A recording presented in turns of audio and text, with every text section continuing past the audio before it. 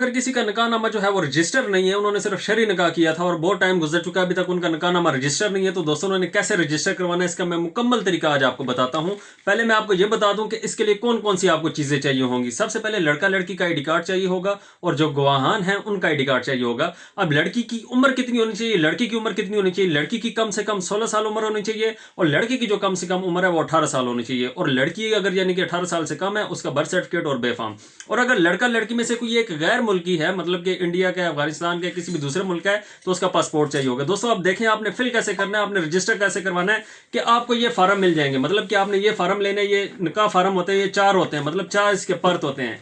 आपने इसको फिल कर लेना। सबसे पहले ऊपर दुल्हा की डिटेल आ जाएगी, फिर दुल्हन की, फिर नीचे शादी के जो गवाहान हैं उनकी डिटेल आ जाएगी, नीचे किस डेट को शादी हुई थी वो, उसके नीचे हक महर कितना था वो, और उसके आगे अगर कोई खास शर्त है वो उसके साथ नीचे, यानी कि जिस मौलवी साहब ने आपका निकाहनामा पढ़ाया था वो आपने लिखना है उसके नीचे। यानी कि फिर ये इधर नजर आपको आ रहा होगा, दुल्हा दुल्हन के दस्तखत साइन होंगे, उनके साथ में अंगूठा होगा, साथ ही नीचे जो शादी के गवाहान हैं उनके दस्तखत और उनके साइन होंगे, और उसके साथ नीचे जिन्होंने निकाह पढ़ाया था उनके दस्तखत साइन होंगे। ये जो निकाह फार्म है अगर आपके पास है, अगर नहीं है तो आप ये लेकर इस तरह फिल कर लेने। अगर आपके पास है तो आपने ये लेकर यूनियन काउंसिल में जाना है, तो यूनियन काउंसिल जो है, आप मियां बीवी दोनों साथ आपने जाना है, तो यूनियन काउंसिल वाले इसको रजिस्टर कर देंगे मोहर लगा के। मिसाल के तौर पर मैं आपको दिखा भी देता हूं, इस तरह की मोहर लगाकर तो वो आपको दे देंगे। इसका मतलब क्या होगा कि ये रजिस्टर हो गया। लेकिन दोस्तों सबसे अहम काम कि आपने क्या करवाना है, हमारे पास जितने भी यानी कि कोर्ट मैरिज करने के लिए आते हैं हम उनको ये भी रजिस्टर करवा के देते हैं और साथ में नादरा भी रजिस्टर करवा के देते हैं। दोस्तों आपने उनको ये कहना है कि हमें एमआरसी लाजमी दें।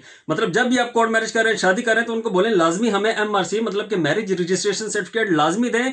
इसका मकसद ये होगा दोस्तों, ये रिकॉर्ड जो होता है ये आगे पीछे भी हो जाता है, अगर गुम हो गया तो उसको निकलवाना बड़ा मुश्किल होता है। आप जब भी एमआरसी बनवाएंगे इसको निकलवाना इंतहाई आसान है। इसके ऊपर ये देखें ट्रैकिंग आईडी आपको नजर भी आ रही होगी, इसके ऊपर ट्रैकिंग आईडी भी है कि दुनिया में कहीं भी आप बैठे हैं तो आप इसको ट्रेस भी कर सकते हैं, आप इसको ऑनलाइन निकलवा भी सकते हैं। ये तो दोस्तों मैंने आपको मैनुअल तरीका बता दिया कि आपने इस तरह यूनियन काउंसिल में जाके आपने अपना मैनुअल निकाहनामा भी रजिस्टर करवाना और साथ में एमआरसी भी बनवानी है। एमआरसी भी जो है ये यूनियन काउंसिल वाले ही बनाकर देते हैं। अब दोस्तों ऑनलाइन भी इसका तरीकाकार है, पाक आईडी के नाम से एक एप्लीकेशन है, प्ले स्टोर से आप उसको डाउनलोड कर सकते हैं। अगर आपके पास ये मैनुअल निकाहनामा है, आपने अपनी डिटेल सारी डालनी है उस पाक आईडी के ऊपर, साथ में अपने मैनुअल निकाहनामे की आपने पिक्चर डालनी है, तो आपका जो एमआरसी है, मतलब कि मैरिज रजिस्ट्रेशन सर्टिफिकेट है, ये आपका बन जाएगा। ये जब आपका बन गया, ये आपका सारी जिंदगी का रिकॉर्ड है। अगर कोई मुकर भी जाता है, कोई नहीं मुकर सकता इस चीज से, तो ये रिकॉर्ड हमेशा शो होगा, आप कहीं से भी निकलवा सकते हैं। और दोस्तों इसके साथ साथ अगर आपके जब बच्चे हो जाते हैं, बच्चों का बेफाम बनाने में भी आपको आसानी होगी। अगर बीवी के नाम अपना यानी कि आईडी कार्ड पर अपना नाम लगाना चाहते हैं, मतलब शोहर का नाम लाना चाहते हैं, तो दोस्तों इसी एमआरसी के जरिए आएगा, इसलिए ये लाजमी बनाएं।